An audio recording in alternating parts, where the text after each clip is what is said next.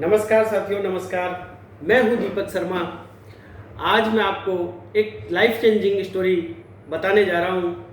मैं चाहता हूं कि यदि आप इसको ध्यान से सुने तो हो सकता है आपकी ज़िंदगी में बहुत सारे बदलाव हो सकते हैं। एक व्यापारी अपनी फैक्ट्री डालने के लिए एक गांव को चुनता है, लेकिन जब वह उस गांव के लिए जाता है तो वो देखता है कि रास्ते में एक नदी है। अब वो अपनी कार को नदी के इस तरफ ही खड़ी कर देता है और गांव में जाने के लिए थोड़ा सा वेट करता है, लेकिन वो देखता है कि नदी के लिए वहाँ पर एक बोट की व्यवस्था गांव वालों ने कर रखी है, जिसमें बैठ के आप नदी को पार करके गांव में जा सकते हो। और यदि व्यापारी अपनी कार से सीधा जाता है तो कम से कम उसे 4 से 5 घंटे का समय लगता है।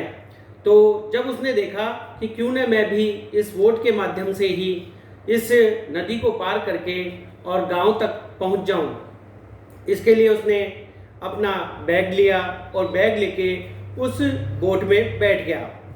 बोट में जो व्यक्ति उस बोट को चला रहा था, पुरानी वाली नाव थी जो कि हम लकड़ी से चलाते हैं, जिसको चलाने के लिए एक व्यक्ति दोनों तरीके से, दोनों हाथों से चलाता है। अब ये गांव का जो व्यक्ति था बेचारा बिल्कुल अनपढ़ था, मतलब पढ़ा लिखा नहीं था। तो व्यापारी नाव में बैठने के बाद उससे पूछता है कि क्या तुम्हें पता है कि आपकी नाव में कौन बैठा है? तो वो जो नाव को चलाने वाला था वो बोलता है, नहीं साहब। बोले, तुम मुझे नहीं जानते? बोले, नहीं, मैं तो आपको नहीं जानता। बोले, साहब मैं कैसे जानूंगा आपको कि आप कौन हैं? व्यापारी बोलता है कि क्यों, तुम अखबार नहीं पढ़ते? मेरी तो अखबार में रोजाना फोटो आती है। अब जो नाव चलाने वाला था व्यक्ति, वो बोला, साहब मैं कहाँ अनपढ़ आदमी, मेरे पास कहाँ अखबार, मैंने तो आज तक अखबार देखा तक नहीं, पढ़ना तो बहुत दूर की बात है। तो व्यापारी बोलता है कि क्या बात कर रहे हो, आपने कभी अखबार नहीं पढ़ा? इसका मतलब आप तुम पढ़े लिखे नहीं हो? तो वो बोलता है नहीं साहब, बचपन में ही माता पिता का निधन होने के कारण मैंने पढ़ाई छोड़ दी थी और मैं तो बिल्कुल अंगूठा छाप हूँ। व्यापारी बोलता है, तुमने आज के ज़माने में पढ़ाई नहीं की, इसका मतलब तुम्हारी तो ज़िंदगी बिल्कुल ही ख़राब है, तुम तो ज़िंदगी को बर्बाद कर रहे हो। अब नाव वाला जो था व्यक्ति, वो शर्म के मारे अपनी आंखें झुका लेता है। थोड़ी दूर चलने के बाद जब नदी में नाव चलती रहती है, अचानक वो व्यापारी फिर से एक बार बोलता है कि तुम्हें पता है, मैं वहाँ पर तुम्हारे गांव के अंदर एक शीतल पेय अर्थात कोल्ड ड्रिंक की फैक्ट्री खोलने जा रहा हूँ। तो वो नाव चलाने वाला बोलता है कि साहब ये क्या होता है? बोले, तुम्हें अभी तक यही पता नहीं कि शीतल पेय कोल्ड ड्रिंक क्या होती है? बोले, नहीं साहब, मुझे तो पता ही नहीं। अरे बोले, तुम कभी शहर में गए हो?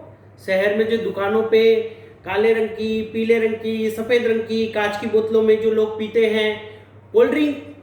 बोले, नहीं साहब, मैं तो कभी शहर गया ही नहीं। तो फिर व्यापारी बोलता है, क्या तुम कभी शहर ही नहीं गए? अरे बोले, तुम्हारा तो जीना ही बेकार है। अब जब उसने ऐसे बोला व्यापारी ने, तो नाव चलाने वाले का दिमाग और खराब हो गया। वह बेचारा गुमसुम है जो अपनी नाव को आगे बढ़ाता रहा।